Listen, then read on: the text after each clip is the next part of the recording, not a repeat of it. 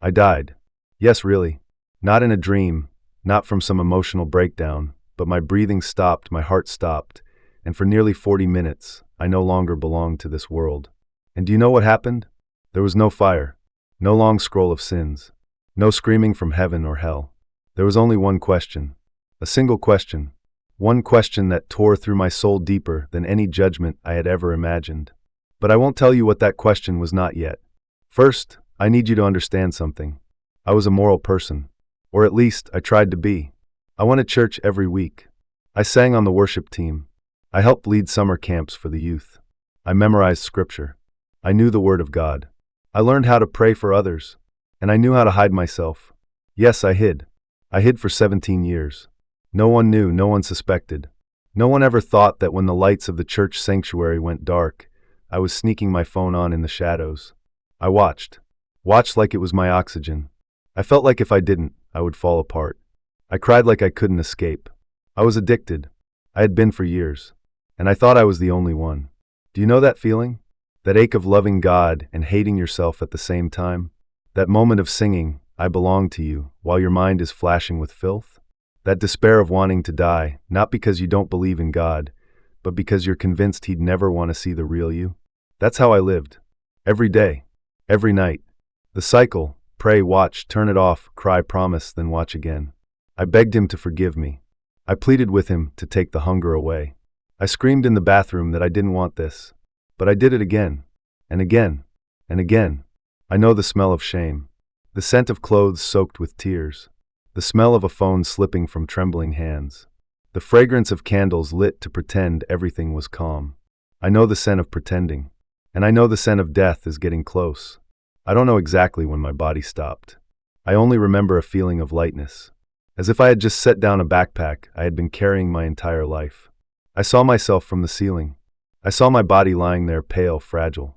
I saw doctors rushing around. I saw my mother screaming. I saw the only friend I had ever shared my secret with, collapsed in the corner, clutching her rosary beads with trembling hands. I saw it all, but I didn't cry. I didn't speak. I just waited silently, bracing for the judgment I thought I deserved. But He didn't say sin. He didn't say masturbation. He didn't say filthy. He didn't say forbidden. He didn't say condemned. He just looked at me, as if I were someone He had known long before I ever learned to hate myself. He didn't ask, "Why did you do it?" Instead, He asked the one question that broke me open. Do you want to know what that question was? It was the question that made me realize addiction isn't a matter of the flesh. It's a cry from a soul that's starving itself.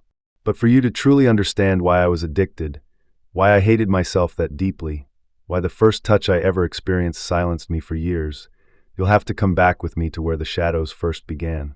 To childhood. To the voice that was never allowed to speak. To the little girl who could only hold her pillow tight and pray in silence. Are you ready to go back with me? Because what comes next is where the very first shadow appeared. Have you ever lived in a house so quiet that the sound of your footsteps made you feel afraid? I grew up in a house like that. There was no violence, no shouting, no doors slamming, but there was something even more terrifying than the absence. The absence of eye contact, the absence of a hug, the absence of a simple question. Are you okay? My parents divorced when I was 6. Neither of them fought for custody. They passed me back and forth like a suitcase between 2 bus stations. 1 week with my mom, 1 week with my dad, and sometimes 3 whole months would pass without anyone checking in. I learned how to live without being asked how I was. I learned how to smile when I was forgotten. I learned how to stay silent when everything inside me wanted to scream. Because every time I tried to speak, the world seemed too busy to hear me. I remember once, I fell in the backyard. My knee split open, and blood ran down my leg to my ankle. I ran inside crying. My mother didn't even turn around. She was busy on the phone. I cleaned the wound myself, wrapped it in tissue and tape. And from that day on, I learned my first real lesson. If it hurts, deal with it. Don't bother anyone. A relative came to live with us for a few months. He always carried the smell of beer and told jokes that made me uncomfortable. And then, there were moments of contact that made me feel like I had disappeared from the room. I knew something wasn't right, but I didn't have the words to name it. I just stood there, silent, as if I weren't myself anymore. I thought maybe it was just a strange dream. But it wasn't. It was real. And every night after that, I curled up in the dark, not asking for anything, just whispering to God, "Please don't let me wake up again." Do you know what hurt me the most? It wasn't the violence. It was the silence that followed. The emptiness that settled in when no one came. The quiet, unspoken conclusion that began to take root deep inside. It must be because I'm bad. It must be my fault. And I believed it. I believed I was dirty, even though I had never chosen any of it. The first time I touched myself, no one taught me. No one told me. It was just boredom, a long rainy night, and a body I had never truly called my own. What followed was guilt. Terrible, crushing guilt. I cried. I threw up. I scratched my arms. But then I did it again. And again. There was something in that act that gave me a sense of control. In a world where I couldn't control who came, who left, or who hurt me, at least this was mine. But over time, it stopped being controlled. It became an escape. Then it became an addiction. And every time, I saw the face of Jesus in my mind. Not angry, just turning away. I went to church. I read the Bible. I knelt like every other kid in the youth group. But deep down, I believed God loved everyone except me. I sang "You Are Enough" and silently thought, except for me. I didn't dare tell anyone. Who would believe me? A good girl. The kid who always raised her hand. Who would believe that inside me was something shattered no one had ever seen. Have you ever wondered if you were born broken? I asked that question throughout my entire childhood, and no one ever answered. I grew up feeling like I was trapped in a body that didn't belong to me. Every mirror felt like an accuser. Every time I saw my own eyes, I looked away. I was afraid. Afraid of weakness. Afraid of myself. Afraid that if someone ever truly loved me, they would eventually see me, and if they saw me, they would leave. So I learned to pretend. Pretend to be happy. Pretend to be fine. Pretend to love God. Pretend to be strong. But inside me was still that 8-year-old girl, sitting in a dark corner, waiting for someone to come and say, "You're not dirty. You didn't deserve what happened. You are worthy of love." No one ever came. So I lived like I wasn't worthy. And that's where it all began. You think masturbation addiction is about lust? It's not. It's the aftermath. It's the echo of a soul that was never comforted. It's the cry of a heart that was once crushed in silence. It's the instinct of a child who had no other way to feel alive. But what happens when that child grows up? When she becomes the woman who always smiles, who always helps others, but every night still lies awake with a secret she's never dared to name? What comes next is where I grew up. It's where I learned to live 2 lives, one for the world and one for myself. And between those 2 lives was a canyon so deep that no one could see it, except God. I didn't know a person could live multiple lives at once until I lived 2 lives inside the same body. One life for the world to see, and one life kept hidden in the dark. One life filled with holy smiles, with memorized Bible verses, with worship songs sung loud every Sunday, with moral advice given to lost young souls. And the other life, soaked in tears on the pillow, lit only by the dim blue glow of a screen at 2 a.m., filled with disgust for myself, and yet unable to stop. I was the one chosen to speak about righteous living, about faith, about freedom from sin. But I had never truly felt free. I wasn't free. I was a hostage, held captive by myself. I remember the first time I stood on a stage to speak. My hands shook so badly I had to grip the microphone with both hands. Not because I was nervous, but because I thought, if they knew the truth, if even one person here could see what I did last night, they'd cast me out of this church, out of the faith, out of the fragile shell of righteousness I was desperately trying to keep from shattering. But no one knew. So I kept going. I kept preaching, kept smiling, kept shining, kept pretending. I used to think that if I just loved God enough, I would stop. I believed that if I was disciplined enough, prayed enough, and read enough scripture, I would break free. But there were nights I would close my Bible and then open my phone. Days, I would finish a prayer meeting and return to images I swore I'd never look at again. Mornings, I would counsel a teenager battling addiction, only to find myself curled up in shame that night, having lost the same battle all over again. I was a missionary, and I was slowly dying. Do you know what it's like to pray while feeling filthy? Have you ever said, "Lord, please save me," when your hands hadn't even finished wiping the tears of guilt from your face? Have you ever confessed the same sins so many times that your list feels like a script you could recite in your sleep? I have. I know that feeling. That ache of desperately wanting forgiveness but secretly doubting you deserve it. That quiet tension between hope and fear. That numbness of standing somewhere between light and darkness, belonging to neither. I had signed up for dozens of deliverance courses, joined countless support groups for hidden addictions. I used to call it a spiritual battle. I thought if I could just be stronger, I would win. But I didn't win. I wasn't a warrior. I was the wounded one, wearing fake armor. And every time I lost, I blamed myself. I said my faith was weak. I said I didn't deserve grace. I said God must be tired of me by now. I tried everything. Deleted the apps. Shut down the accounts. Switched phones. Changed beds. Slept with the lights on. Slept without my phone. Slept hungry. Slept exhausted. Slept clutching a rosary. I tried it all. But nothing held me when the hunger spoke. A hunger not of the body, but of the soul. I was starving to be touched, to be understood, to be seen, to be loved without having to pretend to be strong. And because no one was there, I touched myself. Not to love, but to survive. There were nights I curled into a ball, hands gripping each other, whispering, "I don't want to do this anymore," while still staring at the screen. Nights, I turned the light off, then turned it back on. Off. Then on. Then crying, then off again. A loop that felt eternal. I made promises, then broke them, then promised again, then broke again. No one knew. But I did. And each time a part of me died. Not loudly, but slowly, through numbness. I remember one night so clearly. I had just finished praying. My eyes were wet. My chest was trembling. My mind was blank. And I said, "God, if you still love me, please come right now. If not, I can't keep pretending." I expected light, a voice, something from heaven. But there was nothing, only the breeze through my window, only the sound of my heartbeat.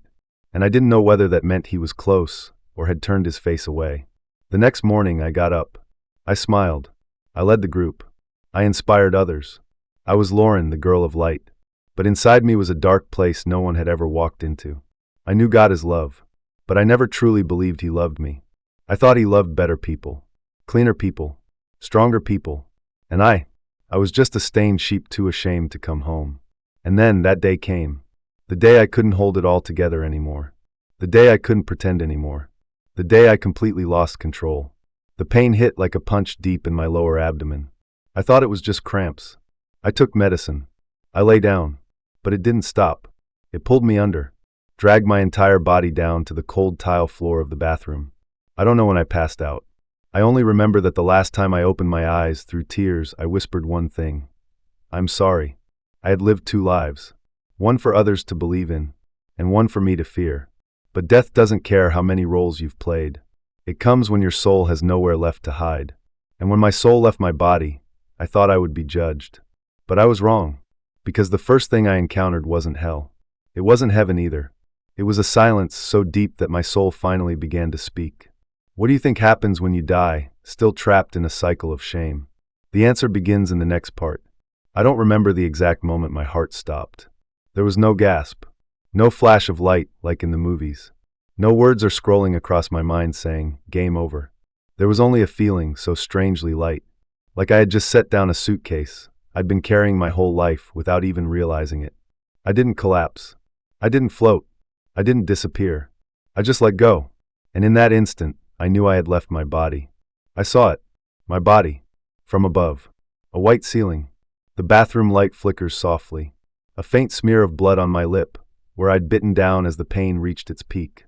I saw myself lying there, arms limp, eyes closed, cheeks pale like wax. But strangely, I wasn't afraid. I didn't panic. I didn't cry. I felt nothing for that body anymore. It looked like an old garment worn, torn, and too heavy to keep wearing.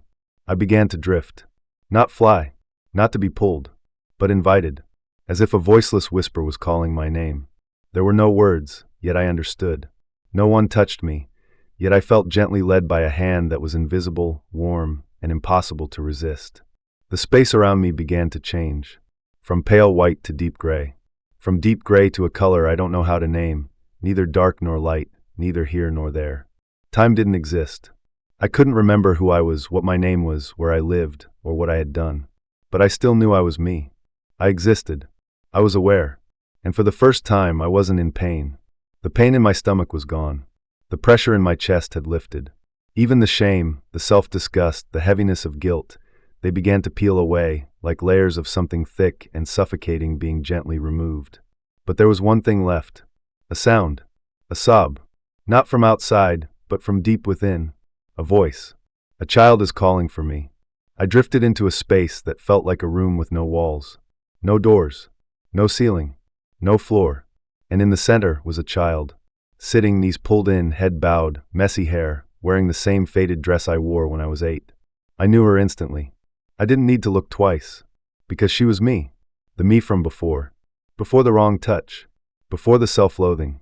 Before I learned to be silent because I feared no one would believe me. She looked up. Her eyes didn't cry. But they hurt.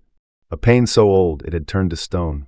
A pain that had been sitting there so long, it had forgotten how to weep. I moved toward her. Not with my feet, but with thought. I drifted closer as if, in this entire space, only she and I were real. I sat down.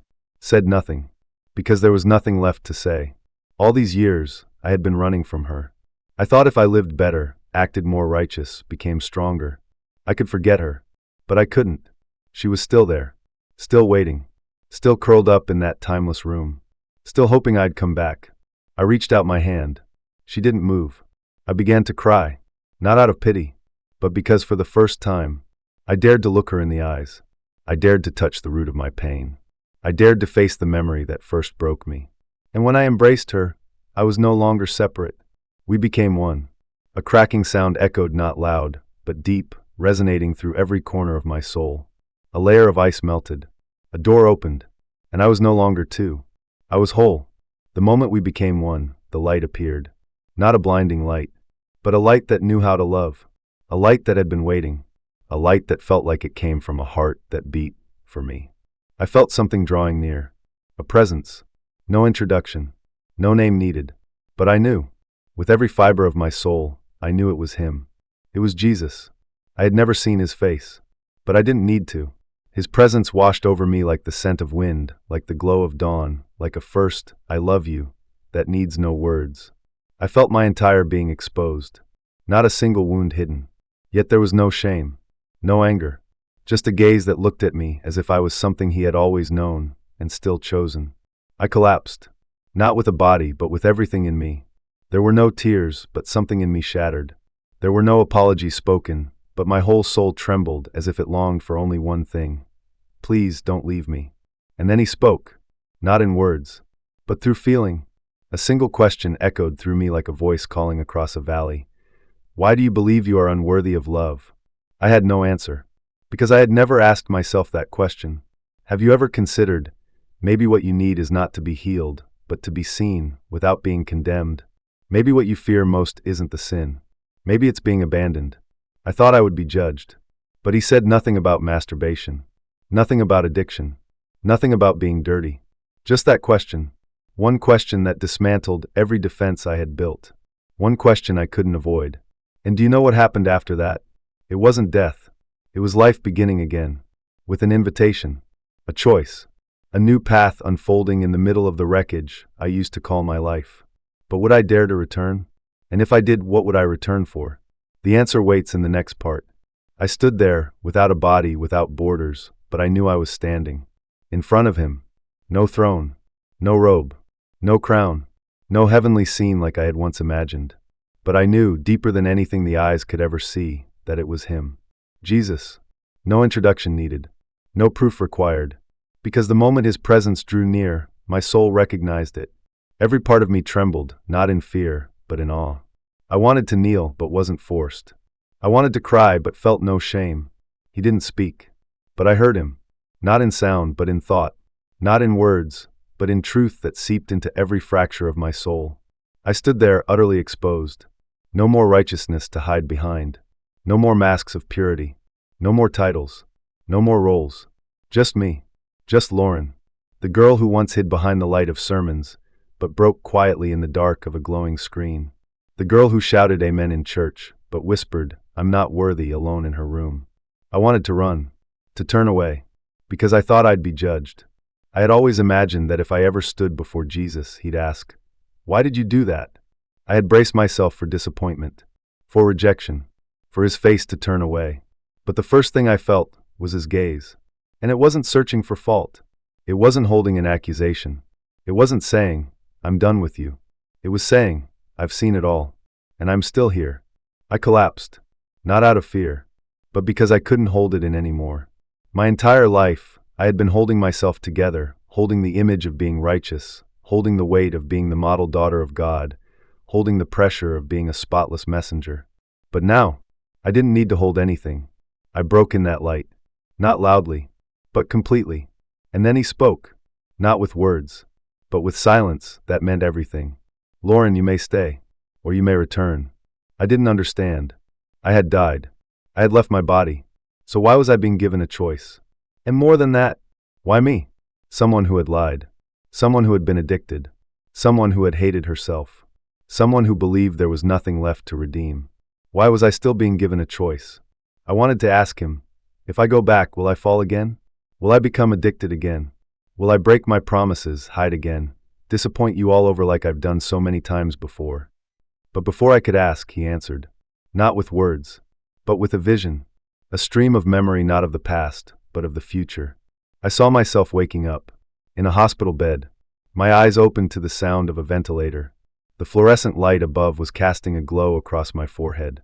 My husband held my hand. We didn't speak, but the tears in his eyes said everything. I saw my daughter place her hand on my cheek. Mom. That one word sounded like redemption. I saw myself sitting among a group of women, telling them about the death I experienced, not of my body, but of something deeper inside. And then I saw a young woman hesitantly step forward, her eyes red, whispering. I thought I was the only one. He didn't show me a perfect future. He didn't promise I would never struggle again. He didn't guarantee I'd never fall. He didn't say, if you return, it will be easy. He simply said, you won't have to hide anymore. And in that moment, I understood. I wasn't being invited back to be perfect. I was being invited back to be real. To tell the story, others are too afraid to speak. To hold up my shame not as a wound, but as a testimony. Not for my glory, but so someone else might be saved. I didn't ask him for more. I didn't need proof. I wasn't waiting for certainty anymore. I just knew I couldn't keep this to myself. I couldn't carry this forgiveness into heaven without first sharing it on earth. I couldn't come back to life just to live the same way I had before.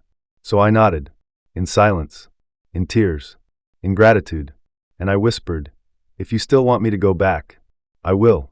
And he touched me, not with a hand, but with light, a warmth that wrapped around me from the inside out.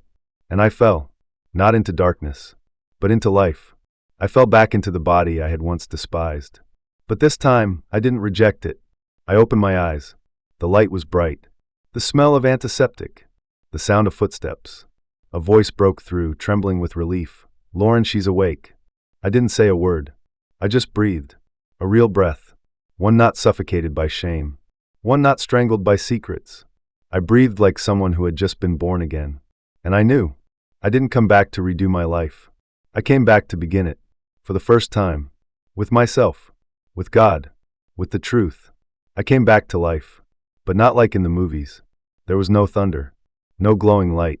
No angels dancing or crowds rejoicing. I woke up to the sound of a ventilator, hurried footsteps, and the tired white light of a hospital room. My body ached like it had been dragged up from hell. My head felt heavy, like it was carrying a tangled universe of dreams. But I knew I had returned. Everything around me was the same. But I was no longer who I used to be. I didn't speak right away about what I had seen. I didn't run around telling everyone I had met Jesus. I didn't preach. I didn't write a book. I started exactly where I had once stopped showing up. I called my daughter. Not to preach. Not to correct. I just wanted to hold her. To look into her eyes without flinching. I said, I'm sorry. I used to live like you didn't truly need me. But I'm here now. And I'm not leaving again. She didn't say anything. But I saw her lips tremble. She didn't hug me back right away.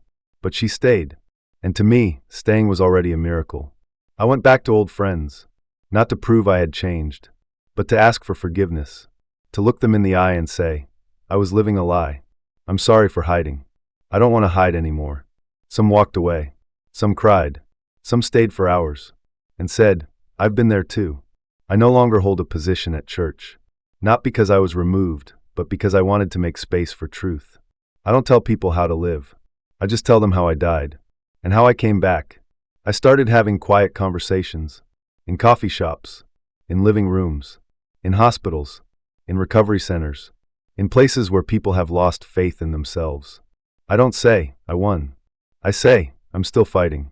But this time, I'm not fighting alone. And I'm not pretending anymore. I started writing in a journal again. Not to show off, but to remember where I've been. Every page is a reminder that darkness is never the final place.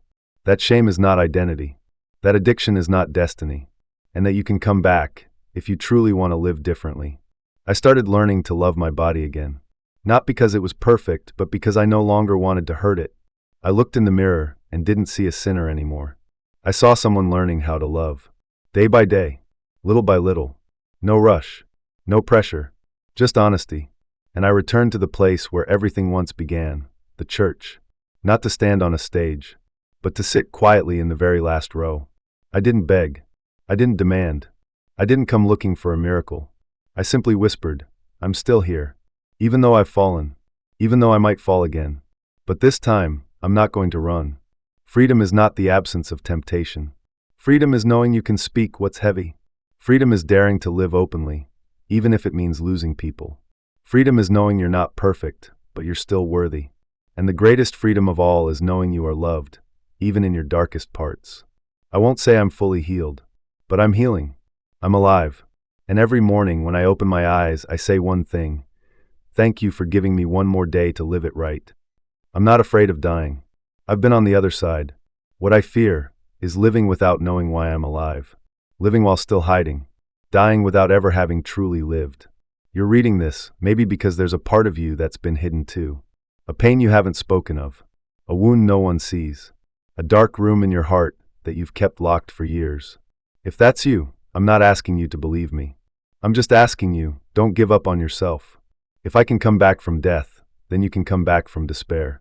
If I, someone who was once addicted, once pretending, once shattered, can live again as a free person, then so can you. Freedom isn't far. It begins the moment you choose to speak the truth. And the truth is, you are still worthy of love. No matter what you've done. No matter where you are. My name is Lauren. I once died, but now I live. And I live not to prove anything but to remind someone out there that the light is still waiting for you on the other side of shame.